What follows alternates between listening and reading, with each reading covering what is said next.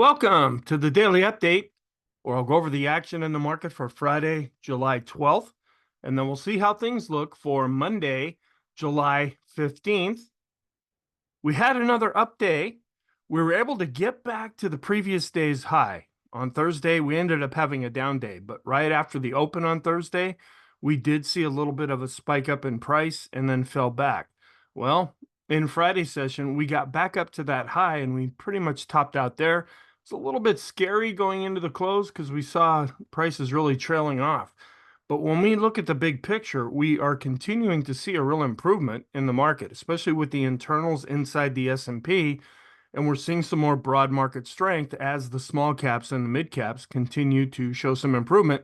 And it might even look like the small caps are trying to break out. It only took into the 7th month of the year for that to actually happen. But we're also seeing a genuine shift and a gradual shift over into what could possibly be a more friendly environment for small caps, with the potential of interest rates being lowered, at least for the first time in September. And that's when we often see the small caps, especially, and the mid caps have also been improving. That could really help things as the S&P continues to look pretty strong, and the NASDAQ 100 as well. I do have a thing called the SPXInvesting Program. It's still free. It's still wide open. I'm going to be locking that down probably in August. So if you want to go and check that out, there's some additional things that I post on there that I don't post on YouTube or Rumble. And when I do lock it down completely, there'll be a lot of additional things that are actually unrolled and available to you there. But feel free to check that out if that's of interest to you. There's a link in the description below this video to take you to the website, and another link that can take you to some videos if you want to learn more about the program. Or feel free to send me an email. I've been hearing from some folks, and it's always nice to meet new people and see what questions can be answered. So feel free to take advantage of that if that is of interest to you. Also, I like to point out that the daily video, the one that you're watching right now, that's the foundation of all the different videos that I do post. There are a number of videos that I'll be preparing over the weekend, and those, in my view, are more supplemental. Now, I know some people take a bigger picture look, but even if you have a long-term portfolio, I know you probably can't watch the videos every day, and my videos tend to be longer. But if you want to see what's happening and developing, even before we often see it reflected in price, the daily video is really where to go. But the weekly video gives you more of a big picture look. I also look at the inner market, the interplay between stocks and other indexes and other markets. Then I do a deep dive video and a what to watch video, and those will be put out over the weekend. Let's go back and talk about what happened and then look at some charts. We did have a higher open. There was kind of a strange reaction to PPI. It came in stronger than expected, but we saw a blip down, and then almost just as fast, it came right back up, and really there wasn't a big initial reaction to it. So when we got to the cash open, we did have this higher open with prices going above the daily pivot at 5601. So now we're dealing with that 5600 level again. We got up to R1 at 5626. Then we hit resistance near yesterday's high. That means Thursday's session, before falling back below R1. Then we went back above R1 and we stalled at the 5650 level. That's one of those other round numbers again. And then we reversed and then declined back down below R1, but still closed above the daily pivot. So we were up a lot stronger in the day, but then gave a lot of those gains back. But it's still showing an improvement when you take all of it together. We were up 0.55% on above average volume, so that did pick up there. We are still looking positive in the short, intermediate, and long term. We're starting to get a little overextended again in the short and intermediate term, but that could also suggest good momentum. And we had CPI and PPI this past week. CPI came in friendly, PPI came in strong. The market could have just tanked on that news, because quite often what happens is PPI is before, that's producers. And if they're seeing inflation, then that will get passed on to consumers. That's CPI. But the market didn't seem to worry about it, at least in Friday's session, all that much. And the scenario that we're going with interest rates, the market is pretty much not guaranteeing, but the probability is really, really high that there will be a rate cut in September. And I'll be going through that in the weekly video when I break out the Fed Watch tool charts. And we want to keep an eye on all the different geopolitical things going on. PPI was stronger than expected, and I'll go through those charts in just a moment. The semiconductors were strong. Bank stocks, we saw a little bit of buy the rumor, sell the news kind of thing. There was a run up in the bank stocks, and then they reported earnings, and then they pretty much went down, and they ended up underperforming for the session. Small and mid caps continue to advance, and they're showing a little bit more strength. I'll bring up those charts too. Here's our list in the short term with extreme positive readings. We're looking at the ADX. That's the trend indicator that we use. And that's probably my primary indicator that I focus on for what's really happening in the market. How strong is the trend? And then what direction is the trend? We're above 40 with the moving average, with the ADX itself. Now, the green line did come down a little bit. And again, I'll go through that chart. We're looking a little extreme with the 20-period exponential moving average. Now, that's measured just on the S&P itself. That's not the stocks inside of the S&P. The Williams percent are. We still don't have the Stoic RSI. It's not quite looking extreme yet. The CCI 14, the CCI 20, the stochastics, and now the RSI short term based on 9 periods is back on the list. Intermediate term also starting to get a little bit longer with the list here. We're also looking at the ADX, both in the short and intermediate term. Accumulation distribution, that boom indicator is kind of getting extreme again. We're getting up into the +3 channel now with the standard deviations chart. And believe it or not, we were just negative a couple of days ago. The S&P McClellan oscillator, it's starting to get extreme positive, and that could suggest good momentum as well. The PMO studies, and I'll go through that when I get to that particular chart. The Erin indicator is still extreme. The Sean trend meter, the boom based on 50 periods, we're getting a little far away from that 50-period moving average. And then the more intermediate term RSI based on 14 periods. And then long term, we're looking extreme again with our 200-period moving average. Now, all of these extreme readings could also suggest good momentum in the market. But at the same time, we're going through a period of what is historically positive seasonality. We're kind of getting up to the end of that, and that's going to be ending here pretty soon. Doesn't mean that stocks will necessarily reverse, but historically that is what has happened, where we see a really strong first half of July, and the second part of July is not quite as strong. And this is the scenario. It has not changed. The market is still thinking that there will be a rate cut in September. And the dollar was down and interest rates were pretty much unchanged on the day. They didn't really like all that PPI being stronger than expected. We saw a big decline on Thursday when CPI was weaker than expected, and they danced around but ended up being unchanged on the day at 4.19% for the 10-year yield after the PPI report came out. We're still inverted with the yield curves, and sentiment is now up to positive. We had drifted back down into neutral at 52. We came in at 56, which we can go with that. If the market continues to go up, we can ride sentiment on that wave as well. So we are in a confirmed trending environment. The ADX is quite strong right now, and I'll show you those charts. I should have changed this. The bias should have been positive. That wasn't changed from Thursday, but our momentum, the last number of days taken together, continue to be positive. We did get PPI. It came in up 0.2%. They expected it to be up 0.1%. So that in the headline number is stronger than expected. What was interesting here is the last time we had PPI, it was down 0.2%, and they revised it up.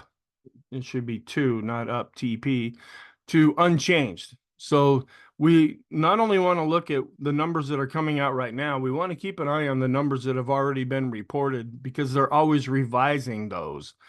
The core PPI, this was a lot stronger than expected, up 0.4%. They expected it to be up 0.1%, and it had been unchanged in the previous reading. They revised it to being up 0.3%. So that's kind of negative on one hand, that we initially thought when we had this report that the core PPI was unchanged.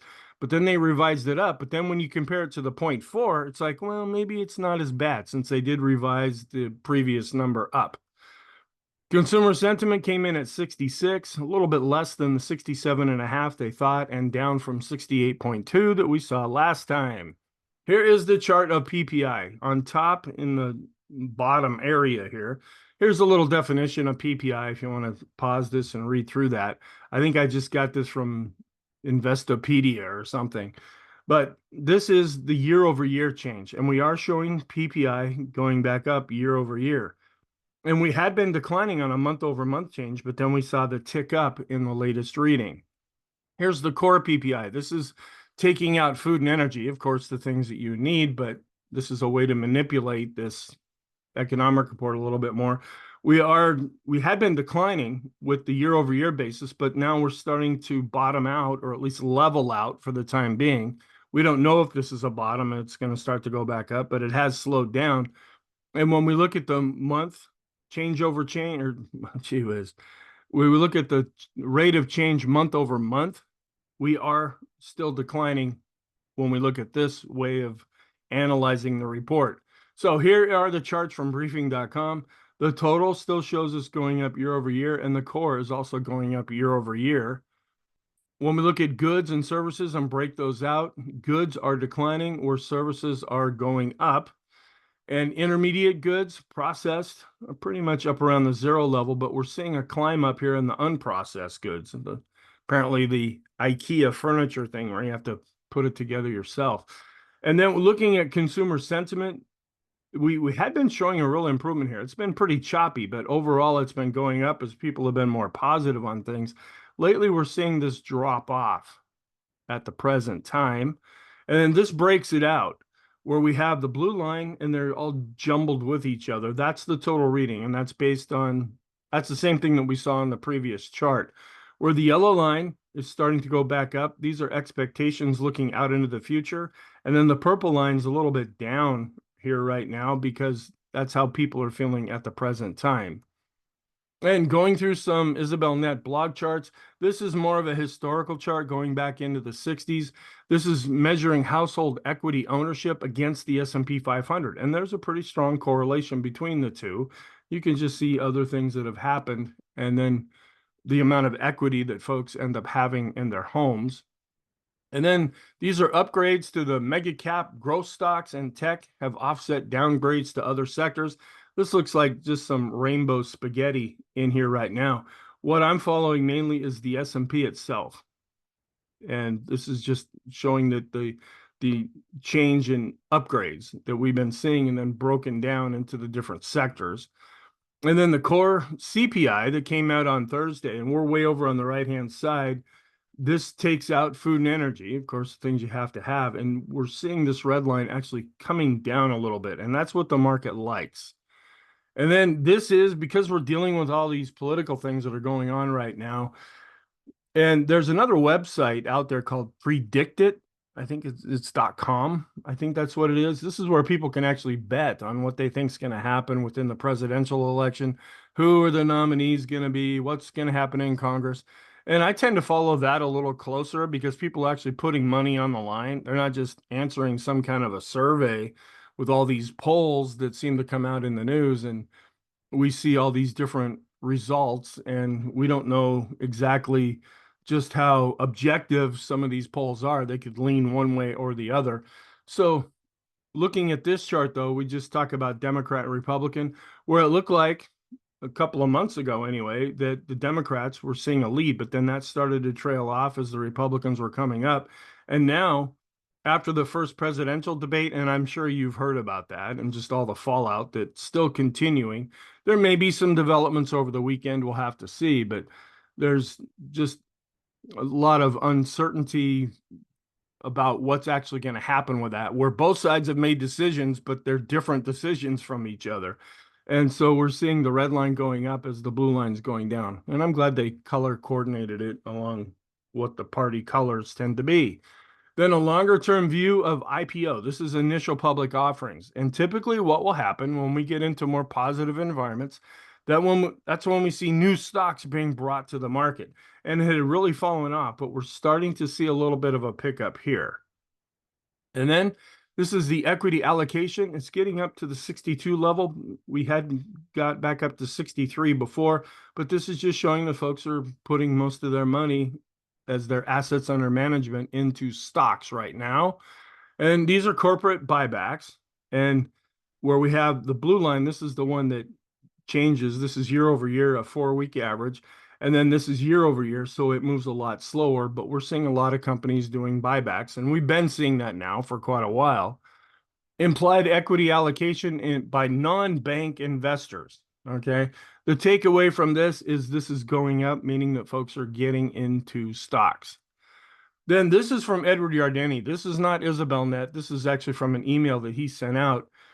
And what we're seeing here is we're getting ready to go into the main thrust of earnings season. They're going to be recording for the second quarter throughout July and into August. And typically what will happen is if you look at these lines here, going back to 1994, and think about this, where when an analyst comes out with a projection into the future, they're usually pretty optimistic. It's a long time from now. I can come up with a real strong forward earnings look at this time. And then as that quarter gets closer and closer and closer, they have to refine that number.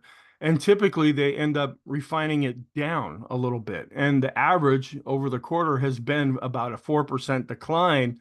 If you go back to 1994, when Edward Yardeni started charting all these different things, the takeaway from this is we're seeing declines in the other quarters that are up here, but we're seeing the current quarter is unchanged. And so they're not revising earnings down, and that could end up being positive as we go throughout earnings season. Now, there's a whole lot of other variables that go into these reports. They come out with their earnings report, and that could be really great. And then they have this conference call, and then from there, it's like, looking forward, we're looking great or looking terrible. That's often what will drive the stock right after the earnings report ends up coming out. Couple of charts I found on Twitter, the probability of a U.S. recession, it's starting to go down. Now, this could always change. I mean, we've got a lot of different things going on in the U.S. economy, but we can only go with what we're seeing right now. And this continues to drop off with those folks thinking that we're going to go into a recession based on these probabilities. But we are seeing this picking up a little bit. This is delinquency rates for banks, commercial real estate loans. This has been an area that we've been kind of keeping an eye on here because a lot of these folks are going to have to refinance these loans, and they're going to be refinanced at higher rates. Now, there's one side of this that says, well, these commercial real estates, nothing really to worry about here. They're just going to buy and sell to each other, and it's a good old boys club, and they'll find a way to work through this without really doing any damage. On the other hand, we're seeing this chart where the delinquencies are actually starting to go up in some of these loans. And that's after all the COVID lockdowns. And then you've got a lot of people that are still working from home, and there's a lot of vacancies in a lot of buildings all over the country. And this could really have a bottom line impact on how these real estate loans are serviced. All right, let's go back and look at the chart intraday where we did have a higher open. And it looked like, okay, we're going to look pretty solid here. We initially got up to about the previous day's high that was on Thursday, and then we fell back and looked like, okay, maybe that's as far as we're going to go. We were actually able to break above that, and then we got above this 5650 level, and that's where things topped out, at least in Friday's session. And then this is kind of the scary part. We saw some selling going into the close, and we gave back a lot of the gains that we're seeing earlier in the session. Here's the intraday chart. There was a little bit of a gyration here where it went down and then right back up after the PPI. Whoops, I need to point over here. A little down and then up after PPI came out. And then we saw the nice little run up and then a lot of the give back going into the close here. We're seeing this tug of war as value is showing some improvement. That's the red line. Growth has been holding up, and that's really what's been helping the market an awful lot, where they're more or less even with each other currently. When we break them out and look at growth versus value, that's blue against red. And not a real big improvement here when we look at the growth to value ratio for the S&P. For the S&P to keep going up, we want this ratio to go up the way it was before. Towards the end of June, yeah, we saw some downward moves along the way, but we've been seeing a gradual upward move on this intraday chart. The last few sessions, as the broader market has been improving, we're seeing this ratio going down. Now, that doesn't necessarily mean the market's going to fall after seeing this actually going down, but growth is where you buy low and sell high, and you want to see that really performing well when the indexes are also performing well. Here's our end of day charts where growth and value were pretty much even. They were both up. They were even with the mid caps and up a little bit more when we look at small cap growth to small cap value.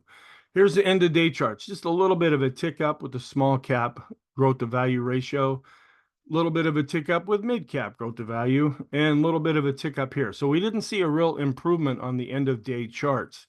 With the growth of value ETFs that we look at, we tick back up just a little bit, but still this is performing quite well, showing how growth is outperforming value. And I'll be doing much more of a breakdown of that in the intermarket analysis video over the weekend. We did see an improvement here. Discretionary was starting to break out by itself. Staples were up, but not quite as much. So we're seeing an improvement that's actually suggesting discretionary is doing a bit better when we look at the ratio between the two. We're finally breaking out above this previous range, and that could be positive. And this has been a lagging area in 2024, mainly led by Tesla, really dragging things down. If things could improve there, the big growth areas tend to be discretionary, tech, and communication. And if those three areas could stay strong and really show some improvements, then that's going to really help the indexes to go up as well. Here's large cap growth. We did come down in Thursday's session, but bounced back up just a little bit on Friday. Also saw a little bit of a, well, it looks like it increased just a little bit to the downside here when we compare large caps to small caps, as we're seeing a little bit of life right now in the small caps. The Wilshire did not set an all-time high. Well, it might be an all-time closing high here, but well off of the high for the session. This is a broad market measure. Here's our trend, what I'm talking about with the ADX. Now, this first chart is more intermediate term, and this is the one I focus on the most. And this is also one of my more important charts that I use to evaluate what's going on in the market. We have the black line, which is the ADX, and it's going up and it's above the moving average. I put the moving average on there just to provide some context. We're getting above 40, and that's usually a pretty extreme reading. Okay, now we look at what is on top. Well, the green line's on top, so that's positive. But in Thursday's session, it declined. And even with the update on Friday, we still declined with the green line after that had become above 40. Just something to be aware of there. Here's a short-term ADX, which also is getting to an extreme reading with the green line coming down.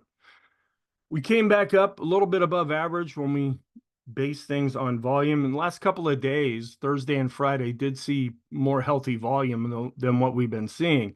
But over the month of July and into August, because of the summer doldrums here, we typically will see a drop-off on the NYSE with volume, and we also see a drop-off with volume on the NASDAQ.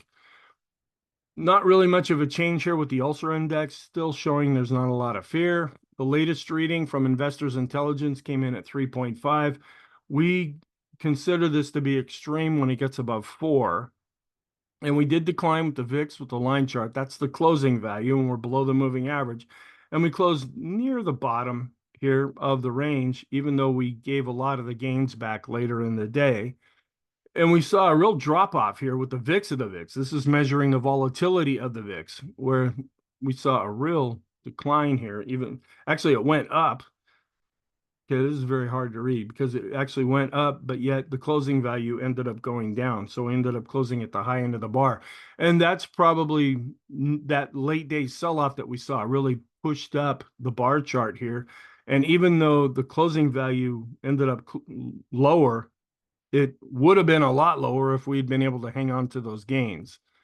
And then we're still seeing where the momentum of the VIX continues to be up as measured by the MACD.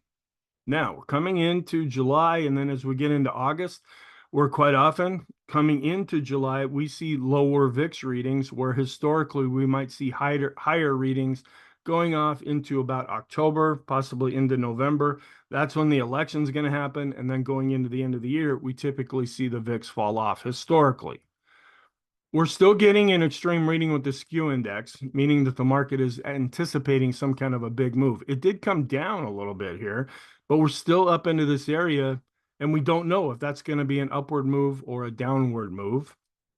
And we're no longer extreme here with the VIX to S&P correlation. We spiked up, and then we came back down below this dashed line again. So this is not generating a signal. The daily chart of the equity put call ratio did decline, where we have the 5-day chart continuing to go up, and the 10-day chart is continuing to go down. As the VIX has been all sporadic lately, that's why I broke out a little bit longer term chart here, because it's just been a little bit crazy lately and not all that helpful. We are seeing a real drop off, but it's still very high when we look at the volatility risk premium. And we declined with this fear gauge. We also declined with this other fear gauge. So we're seeing a little bit more confirmation across the board that fear was coming out of the market, in spite of that late day sell off of giving back a significant amount of gains. This is looking better here. When we look at the spread between the risky and not as risky bonds, and we compare that with the VIX. Now, this chart's a few days old here, but it really hasn't changed all that much. But then I do some inverted versions of that chart that we just looked at. This is going up. That means risk is going down as the S&P has been going up and as the VIX has also been going up here, which means this is inverted on the bottom. So you have to flip everything upside down. This just means there's fear coming out of stocks. There's fear coming out of the spread between the risky and not as risky bonds as the S&P has been going up. And we're still seeing it's fairly healthy here with the risk on to risk off ratio. It looked like we were breaking out. Then we had Thursday where it fell back. Now we're just coming back to the previous highs with this ratio. This is where we're seeing some improvement and finally potentially seeing a breakout here where the advanced decline line based on price, we're finally just barely starting to get above this previous high as the S&P has been going up. That's good because it's ultimately price that we have to follow. We're still seeing some good solid strength here when we look at the advanced decline line based on volume. So internally, this is showing a lot of improvement. We're also seeing an improvement here. We saw a whole lot of new highs being generated, and they've been going up over the last few sessions. It's trying to turn our 5 period back up, and our 10 period is also starting to go back up. We're looking better here with the advanced decline ratio, both in the short and intermediate term. We're going up above 0. This is the accumulation distribution. We're starting to get above this 100 level, which is where I have the red line. That just means that we might be getting a little far away from the moving average, but the moving average is going up and the blue line's above the red line, so that's positive. This is where we're a little bit concerned. The Chaikin money flow just barely ticked up higher and the moving average continues to go down. And the Chaikin oscillator also continues to decline, but it's still positive. So you take the 3 smart money indicators together, the accumulation distribution is looking okay and pretty solid right now, but the Chaikin money flow and the Chaikin oscillator are actually showing some weakness. This is also looking good for the broader market. The NYSE cumulative advanced decline line, we've seen another day of this really going up. So the NYSE advanced decline line is also shooting up and breaking out above this previous high. This other NYSE advanced decline line also breaking out above the previous high. So this is showing more broad market improvement. And then we look at the common stock on the NYSE based on price. That's showing an improvement, and we're actually breaking out above this previous high when we look at this based on volume. Also seeing an improvement here with the cumulative S&P 500 advanced decline line based on price finally breaking out above this previous high based on price, where it had been chopping around a lot lately, but we're still seeing an awful lot of strength when we measure this based on cumulative volume. Also, a real improvement here with the S&P, that's the bar chart with the NYSE advanced decline line. The red line is coming back up. So that's also showing some internal strength that's improving. And we're looking better here with our advanced decline line studies, getting back above the moving average with the NYSE common stock, S&P, just a little bit above with the mid caps and actually breaking out a little bit with the small caps. So on our daily chart, we're still holding up here at this pivot point from June, but we're still above that for the time being. We're not really breaking out to the upside. This is still looking pretty good. We're above the trend line. We're above the moving averages. On the bottom, we were above average with volume. Here's the Williams %R, just barely. You could almost count this as not necessarily being extreme, but it's just a little bit into that territory. Where the CCI 14 is declining but still extreme. The CCI 20 also declining but still extreme. Starting to get back extreme with the short-term stochastics, declining but still extreme in the intermediate term, rolling over but still extreme in the long term when we look at all the different time frames with the short-term stochastics. Still looking good here on a trending basis. The double and triple exponential moving average, we're back above the blue line and the green line here, and the lines are going up. The short-term trend is looking pretty good currently. And also starting to get extreme with our 20-period exponential moving average, just measured on the S&P. Also coming up with the 50-period and the 200-period. So we're seeing some improvement here. The force index did bounce back up. It's coming right up to about the midpoint again. And when we look at the 20-period moving averages, still well above the moving averages, and the moving averages are going up. So the short-term trend remains positive. We're getting up into the +3 channel here with the standard deviations chart. That's quite often extreme positive, but it can stay up here if the market really continues to go up. And we're looking a little extreme when we measure the distance away from current price to the 20-period moving average. That's the top area. We're also getting a little far away when measuring the distance from the 50-period, and continuing to show some improvement when we measure the distance from the 200-period moving average study. Intermediate term, ticking back up and positive with a balance of power, looking positive on a trending basis with the go, no-go system. Looking good here with the highest high value going back up almost to the blue line, but closed off of that. The TTM squeeze is still looking a little more negative now with the darker shade of blue, and this is actually declining. Now we look at the intermediate term trend as I define it by the 50-period moving average with the double and triple exponential moving average steady. We're above the lines, and the lines are going up, and the red line is above the blue line. That means the intermediate term trend still looks solid according to this measurement. Ticking back up a little bit with the ease of movement and still above zero, that's positive. The Erin indicator is still looking extreme positive when we look at the oscillator. This is what we've been waiting for, kind of, to see an improvement with the S&P McClellan oscillator. This is more short to somewhat intermediate term. We're breaking out and looking pretty positive now, and we're kind of starting to rule out this negative divergence that we've been watching since May. So this is showing some internal strength inside the S&P. So what that means is the summation index based on price is now going back up. And we did see this as a leading indicator this time, where volume started to turn up before price turned up. We're also showing an improvement, but not extreme right now, with the NYSE McClellan oscillator. So we're starting to go back up with the summation index for the NYSE based on price and volume. The Swenlin trading oscillator looking much, much better now. We're advancing above zero based on price and volume. And we're starting to get extreme with the PMO. Now, the PMO was developed by Carl Swenlin. This is kind of his main indicator, which is similar to a MACD or some of the other momentum oscillators that are out there. But because he developed it, he also had these additional studies that go along with it. And that's why we're able to break this down a little bit more. With the PMO itself, this is just the indicator. It's looking positive, but there's a red line right here, meaning that we might be getting extreme positive. Then it's broken out based on price. That is starting to turn up, and we actually showed a slight improvement ahead of price when we look at this based on volume. So this is looking solid right here. There are some additional studies with the PMO. We're starting to get extreme with the PMOs that are rising. That really broke out and is almost extreme positive. We're seeing an increase in the buy signals, and we're also seeing the PMOs above zero starting to turn up as well. We are still neutral, though, with the Elders Impulse system when looking at the S&P, since we closed well off the highs. We're positive with the parabolic SAR. We're pretty much flat here with the slope oscillator, but it's still remaining positive, possibly extreme positive, since we're above the green line. The MACD is actually rolling over a little bit here, but still above its moving average.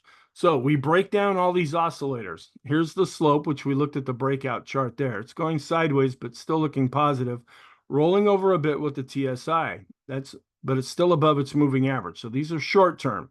Then there are three intermediate term oscillators here, the MACD, the PMO, and the PPO. They're rolling over, but still above their moving averages. Seeing an improvement here with the TRIX, and we're still kind of right on top of the moving average of the KST. The two bottom oscillators are long-term oscillators. We're still above all the plotted moving averages here on our moving average tree. And this is another encouraging thing. The bullish percent index, it went up even with Thursday's decline. It went up again even with Friday's advance. So this is showing some improvement internally inside of the S&P. We're also seeing an improvement with the NYSE bullish percent index and also going back up with the NASDAQ 100 bullish percent index. The money flow is above 50 and advancing. That's positive. We're still declining with the ultimate oscillator. And we're flat again here. Now, you could say, well, wait a minute. We had a solid up day, but the green line actually came down. And then we had a down day and we were sideways. We had an up day and the vortex continues to go sideways. So it's kind of a roll of the dice if this is looking better or not. We are back to getting extreme with the RSI based on 14. That's intermediate term. And the RSI 9, that's short term. On balance, volume is still above an advancing moving average. And we're still above the moving average here when we go back the last 10 periods and measure speed as measured by standard deviation. And we're starting to look extreme. This is showing good strength in the short term. When we look at the stocks in the S&P above their 20-period moving averages, we're starting to break above this 80 level, and that's pretty good. So our study, now this study measures the 70 level, and we got above that before, even with Thursday's decline. We're continuing to go up after Friday's advance, and then you can see other times when we saw this thrust up. We're still kind of working off this original one here because we never got down to an extreme reading. And you can see when this happened in March through May of 2023, we came down and bounced around like bumper cars for a while before we saw a lot of strength after that. We're seeing something kind of similar right now. We came down here, we're looking better, then not so good, and then boom, starting to go up. And then you can see what the indexes did after that when we saw these signals that were generated.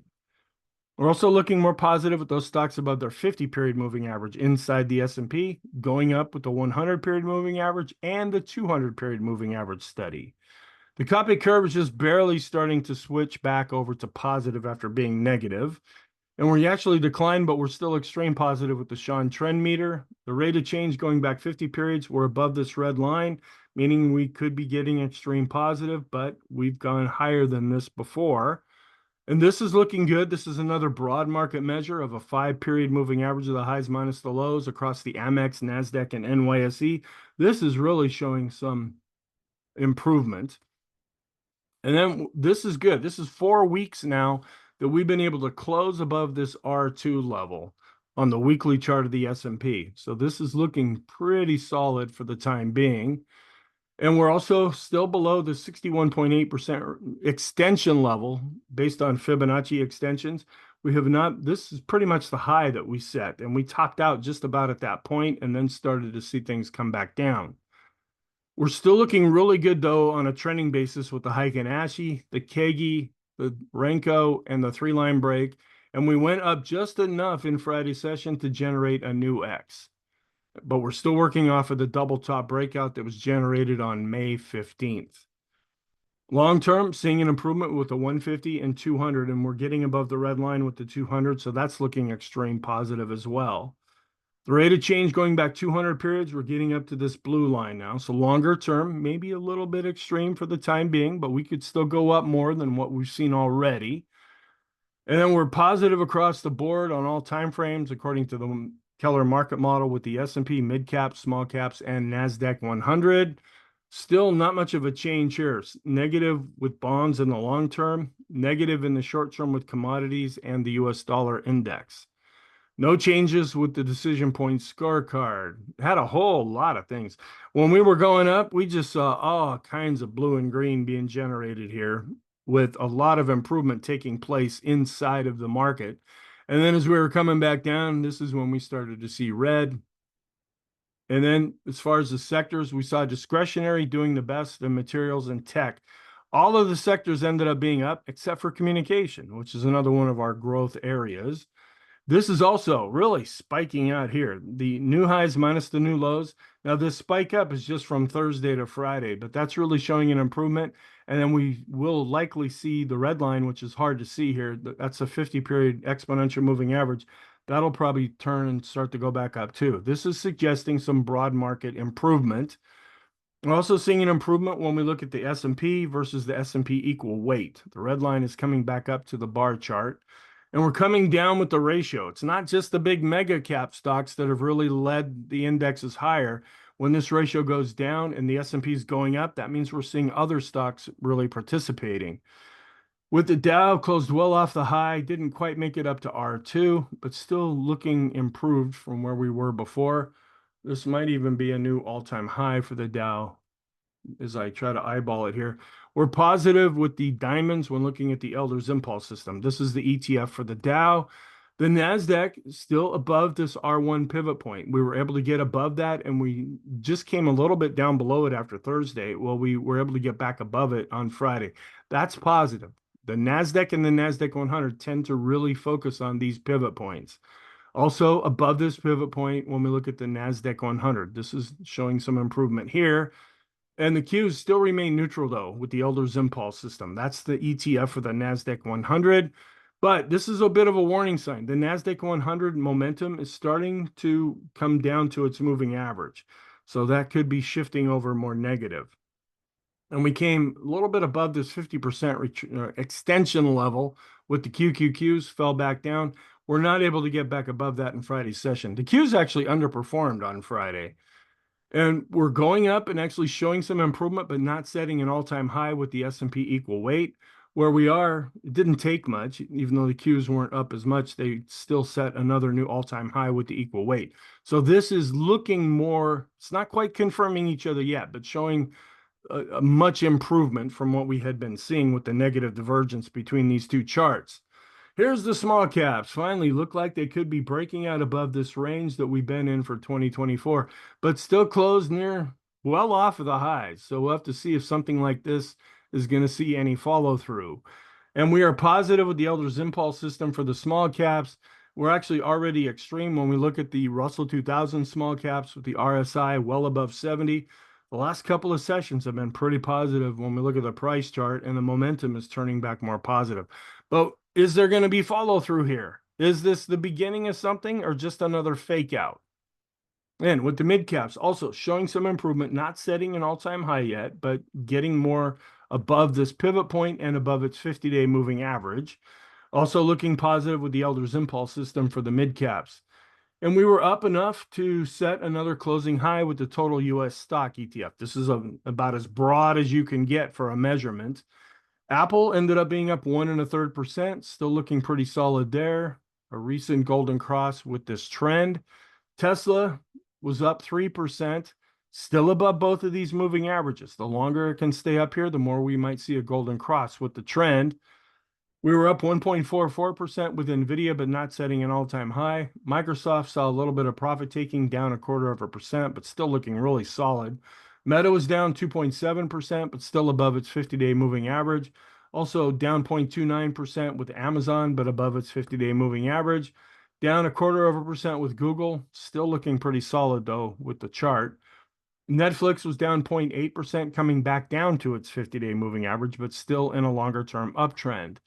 The FANG index, and this might be a little bit of a warning sign here. We fell on Thursday, and then we were actually unchanged to slightly higher on Friday. It really didn't participate in Friday's up move.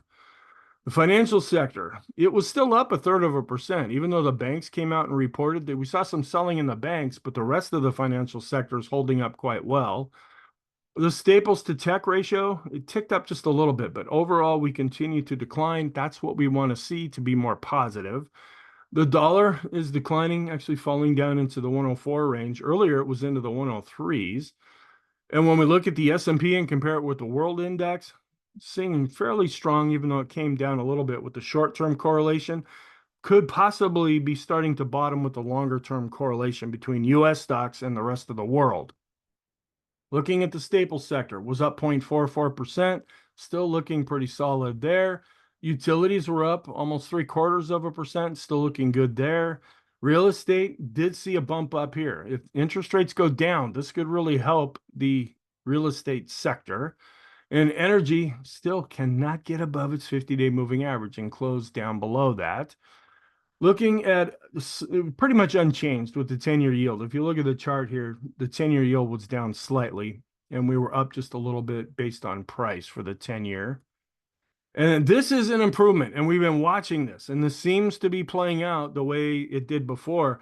when this ratio between home construction and the 3 to 7 year bond ETF, it came all the way down to its 250-day moving average and is bouncing up. Just like what we saw back in late 2023. This had come down and bounced up off the 250 period moving average. This could be positive because this is when things really started to shift over and look better going into the end of 2023 and even into the beginning of 2024. And then not really seeing much of an improvement here as we're seeing value really showing some improvement. So our growth to value ratios with the Qs to S&P, not coming back down to the moving average. A little bit of a tick up with discretionary to the S&P, and large cap growth came back down to the moving average when compared to large cap value. So the large caps back down to the moving average, a bit of a decline, and below the moving average with the mid caps and the small caps. This is an improvement too, with the advanced decline ratio based on price showing some strength here. We were looking better based on volume, and now it seems like price is starting to pick up with the improvement we were seeing with volume. And we came down a little bit again with the S&P to utilities ratio. We want this to go up to be more positive. And we're coming down with the 2-year treasury yield, and sometimes that can give support to the S&P. And looks like that's what could be happening right now. And we're also declining with the Staples to S&P 500 ratio, and that's positive for the S&P. Then we do have a Hindenburg-Ullman that we're just keeping an eye on. This is the definition if you want to pause this and read through all this gobbledygook here. This is the actual chart where we did see a Hindenburg-Ullman, the first part of the signal generated on July 9th. Now we have to wait 20 trading days, which will be August 2nd, to see if there's another spike up here. That would be a confirmation. We're not there yet. We'll just kind of watch this play out. Now, the one drawback to this is there's a 1-day lag on this chart being updated. If you look over here to the date, it says July 11th. This is from Thursday. We won't get Friday's data until after Monday's close. So we just kind of have to be aware of that. And we're also seeing a bit of a change here with the Hindenburg-Ullman when we measure it with the NASDAQ. It's not generating a signal right now, nor is it giving us a confirmation signal, but it was earlier in 2024, and all the perma bears are all excited, except it didn't mean anything. It just, the NASDAQ just kept going up anyway. So what's our outlook for Monday? We are still positive now in the broader market, and that's kind of two areas there. You can look at that as the NYSE, the broad market that way. Also, I'm looking at the broader market by those things inside of the S&P that have been showing some weakness that are now looking to improve. Bank earnings season led to declines. We'll see. Now, we're not done with bank earnings yet. There's still more that are going to come out. So we'll see how the market reacts to that. We're going to get the New York Fed Empire State Manufacturing Index on Monday. It's big for that particular part of the country, but not a major economic report. And then all the different crazy things going on with the geopolitical situation. We still have this lingering situation in France with their election and then what's going on right now. And then in the upcoming week is going to be the Republican convention. So again, that stuff usually doesn't impact the stock market. And the market doesn't care whether we have a Republican or Democrat president because they have friends on both sides. And I know everybody wants to take a side because we live in such a divisive type of society now, where instead of respecting the other side, we attack the other side and call them names without using actual facts when we're making our arguments. But the bottom line is the stock market really isn't impacted on that. Where it's a little bit more important is what's going to happen with Congress. If we see a Republican majority or a Democratic majority in the House and Senate, that's what the market pays more attention to because those are the folks that actually pass the rules. Now, we've also seen a shift over the last 10 to 15 to 20 years where it seems like Congress isn't doing all that much these days. It's all executive orders that are done by the president, which is not really how things are supposed to work, but it's how things have been working. So we'll just have to see how all that plays out.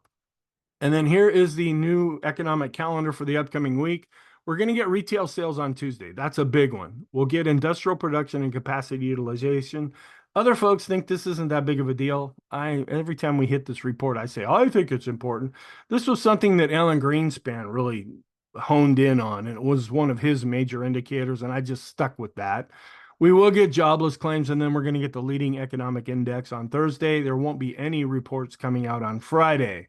So and then Jerome Powell's going to be speaking on Monday, and that could potentially have some market moving things that occur there. Seasonally, we're positive with the Dow, negative with the S&P, and neutral to positive with the NASDAQ. So you can run the whole line. We're coming into options expiration week now, where we tend to be up a little bit more than down. And then seasonality, not a little bit of a decline here, but not an awful lot of edge when it comes to seasonality for the S&P during an election year. Monday is the most solid day of the week. Over the weekend, folks sit down, they make their decisions, they get on their computers, they enter their orders, and that can often be a positive day. This is longer term, going out through June, July, and August. We are in a typically positive seasonal time. And we're kind of getting near the middle of July now. This is positive for the NASDAQ. And so are we going to eventually kind of run out of this positive seasonality? And then looking at election years versus non-election years, we actually do better during non-election years, where we see some pretty big dips here during election years. And then we're still kind of getting far away from the average lines here, according to Stock Traders Almanac. We're coming up into the first half of July here, and that tends to be pretty strong, where the second half is not necessarily negative seasonally, but it's not rip-roaring positive either. And then this is the Carson chart, where they have us going about up into the 17th of July. So that would be Wednesday of the upcoming week. So the warning signs here, we're still keeping an eye on these defensive sectors. Now, they can still do well. The staples, the utilities, the healthcare, if they're improving, that's just helping the market. It's when they're really outperforming, when the market is possibly turning more defensive. And we're still watching that. Energy can sometimes be defensive. That's more geopolitical. But if it's going up because earnings for the companies are looking better, that's positive for the stock market.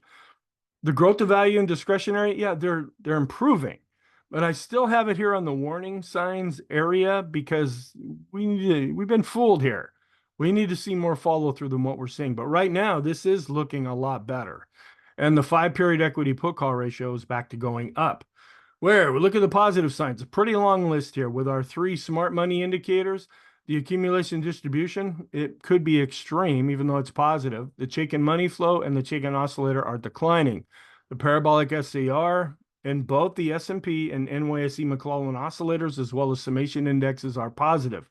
The bullish percent index, this is encouraging. We're seeing an improvement there. And the Swenlin trading oscillator is positive. The reason it's in yellow, it's right on the border between primary and secondary, is one of the indicators that I follow. The 10-period equity put call ratio is still going down. So longer term, that is more positive. The advanced decline line is really showing an improvement. Our oscillators are back to trying to turn positive, but now they're extreme positive, and we're actually seeing them rolling over just a little bit, but they haven't turned negative yet. The copy curve, this is now back to being positive. Our moving average studies are improving. The money flow, the ultimate, and the vortex are looking positive. And the bullish percent index for the NYSE is positive. The financial sector is positive. And when we look at the NASDAQ 100, we're a little bit concerned about the PPO. That's the momentum for the NASDAQ 100. It could be crossing below its moving average, but the bullish percent index is still looking quite positive. So our conclusion, we are positive as the internals inside the S&P and the broad market are showing an improvement. In the short term, we're positive, but our list is getting long at being extreme positive now. In the intermediate term, we're seeing a lot of this internal weakness that is showing an improvement and actually getting a little bit extreme positive with our overbought indicators. And in the long term, we're also showing an improvement there, especially with the 200-day simple moving average. Thank you. I hope you have just a really, really nice weekend. I'll be posting all the weekly videos, so I will end up talking to you hopefully in one of those videos.